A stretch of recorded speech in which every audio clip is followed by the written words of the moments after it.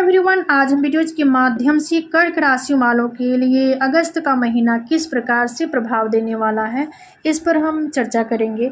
और ये इन चीज़ों को हम समझेंगे चार्ट के थ्रू कि हमारे बर्थ चार्ट में ग्रहों का प्लेसमेंट।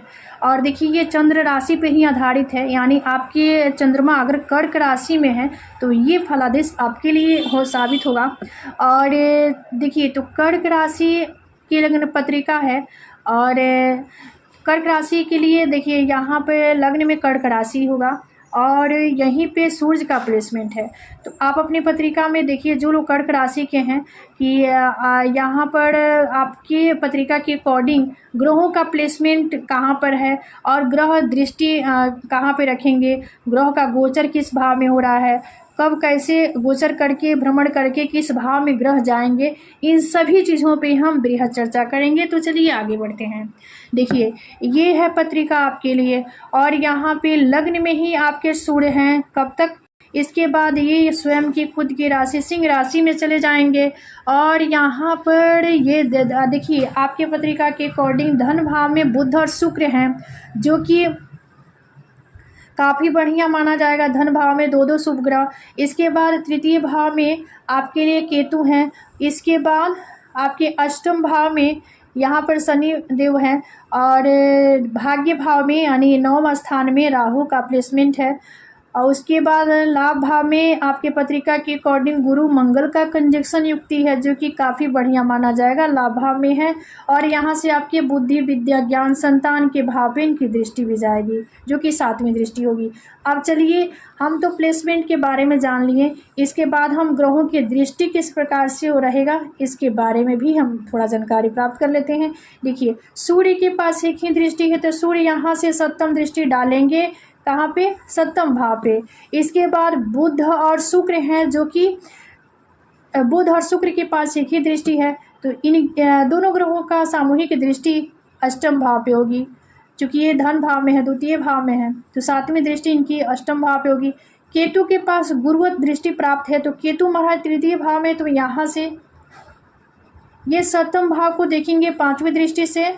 वही इसके बाद आपके भाग्य भाव को देखेंगे 7वीं दृष्टि से और आपकी लाभ भाव को देखेंगे 9वीं दृष्टि से। इसके बाद देखिए, शनि की दृष्टि के बारे में जान लेते हैं। शनि के पास 3 दृष्टि है, तो शनि यहाँ पे 8वें भाव में है, तो यहाँ से इनकी जो तीसरी दृष्टि है कर्म भाव पे यानी 10वें भाव पे होगी।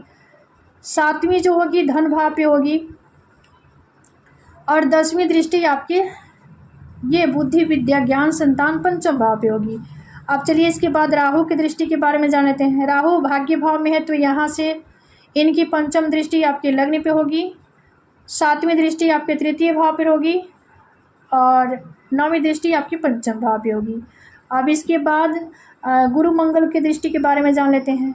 मंगल के पास भी 3 दृष्टि है, तो मंगल यहाँ से आपके धन भाव को देखेंगे 4th दृष्टि से और यहाँ लाभ भाव में है, तो 5वें भाव को देखेंगे 7वीं दृष्टि से, 6ठ भाव को देखेंगे 8वीं दृष्टि से। कुछ इस प्रकार से मंगल की दृष्टि होगी। अब इसके बाद गुरु की दृष्टि के बारे में जान लेते हैं। लाभ भाव में गुरु हैं, तो गुरु यहाँ से इनकी 5वीं दृष्टि तृतीय भाव पे होगी। इसके बाद 7वीं दृष्टि आपके 5वें भाव पे होगी, 9वीं दृष्टि आपके 7वें भाव पे होगी। तो कुछ इस प्रकार से ग्रहों का प्लेसमेंट और दृष्टि आपके पत्रिका के अकॉर्डिंग होगा। अब चलिए कुछ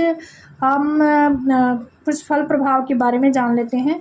देखिए, तो कर्क राशि वालों के लिए अगस्त का महीना शुभता और सौभाग्य के लिए जाना जाएगा। इस माह में आपकी अधिकांश कामनाएं पूरी होंगी, जो यानी पूर्व से जो इच्छा है, आपकी जो महत्वाकांक्षा है, सभी पूरी होती नज़र आएंगी। इस माह में आपको घर और बाहर सभी का सहयोग और समर्थन प्राप्त होगा।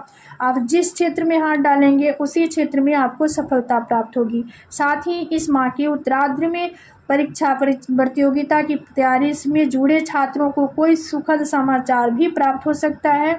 हाँ, यहाँ पर पैतृक संपत्ति की प्राप्ति भी होगी, क्योंकि ये बुध और शुक्र आपके धन भाव में है और आपके 8वें भाव को देखेंगे।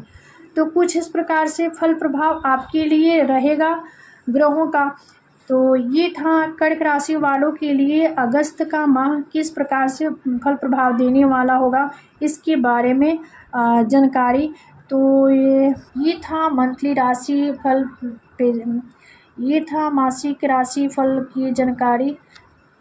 ये था कर्क राशि वालों के लिए अगस्त का महीना किस प्रकार से प्रभाव देने वाला होगा, इस पर चर्चा। धन्यवाद।